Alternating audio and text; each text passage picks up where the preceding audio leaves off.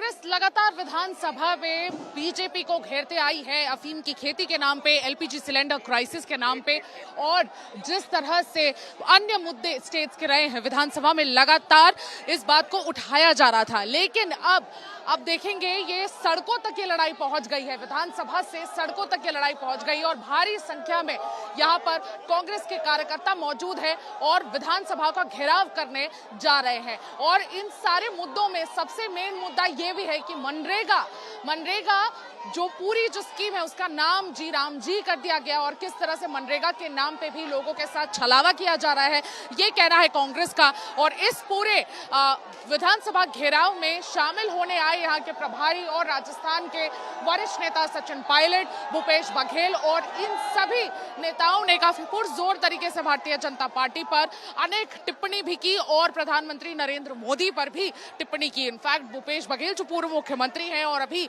जो general secretary भी है कांग्रेस के एआईसीसी के, उन्होंने कहा प्रधानमंत्री को कि वो सरेंडर कर चुके हैं और दूसरी फॉरेन गवर्नमेंट्स उन्हें बता रही हैं कि कितना ऑयल रशिया से लेना है। तो कहीं ना कहीं नरेंद्र के नाम से उन्होंने सिनोनिम बना दिया सरेंडर करके। ऐसे कंट्रोवर्शियल बयान प्राइम मिनिस्टर नरेंद्र मोदी पर भूपेश बघेल का रहा। और इनफैक्ट भूपेश बघेल ने यह भी कहा कि पनौती है नरेंद्र मोदी। तो प्राइम मिनिस्टर पर इस तरह से काफी तेज और तीखे कटाक्ष करते हुए नजर आए भूपेश बघेल और उनके साथ साथ सचिन पायलट भी टारगेट करते हुए आई कि किस तरह से अफीम की खेती लगातार 3 डिस्ट्रिक्ट्स में देखी गई और ये सारे मुद्दे विधानसभा में भी उठाए गए लेकिन उन्हें चुप करा दिया गया।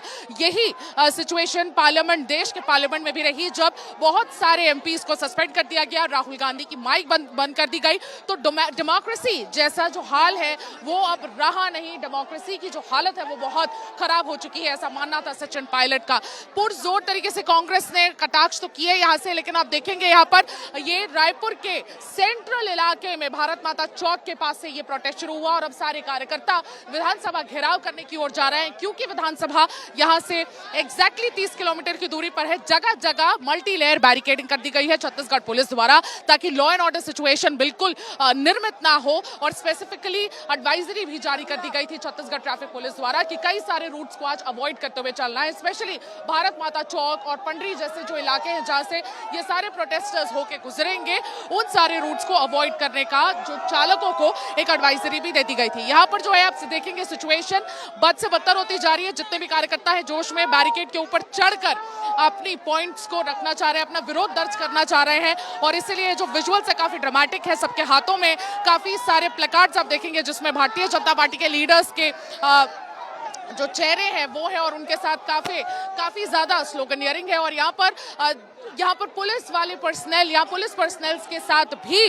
कार्यकर्ताओं की झड़प होती हुई नजर आ रही है। अक्सर प्रोटेस्ट में ऐसी सिचुएशन देखने को मिलती है लेकिन कांग्रेस 2 साल में ये दूसरा ऐसा प्रोटेस्ट है जो कांग्रेस कर रही है मुद्दों पर। और कांग्रेस ने ये बात साफ की है कि ये सारे मुद्दे कॉमन मैन के मुद्दे हैं, तो कहीं ना कहीं कांग्रेस कॉमन मैन की आवाज बनकर लोगों के बीच जाना चाहती है। इसीलिए ये जो पूरा प्रोटेस्ट है आज शहर के बीचों बीच रखा गया ताकि जनता को भी इस प्रोटेस्ट से जोड़ा जा सके। और अब ये विधानसभा घेराव की तैयारी कर रहे हैं और ये सारे कार्यकर्ता विधानसभाओं की तरफ कूच तो जरूर कर रहे हैं लेकिन इन्हें एक यहां से 200 मीटर से आगे जाने नहीं दिया जाएगा क्योंकि मल्टी लेवल बैरिकेडिंग हर एक पॉइंट पर कर दी गई है जिसकी वजह से इन कार्यकर्ताओं के लिए कहीं पर भी इस पॉइंट से आगे पहुंच पाना मुश्किल हो जाएगा। मैं सुमी केवल पटेल, वीडियो जर्नलिस्ट राघवेंद्र पांडे के साथ, छत्तीसगढ़ रायपुर से आज तक।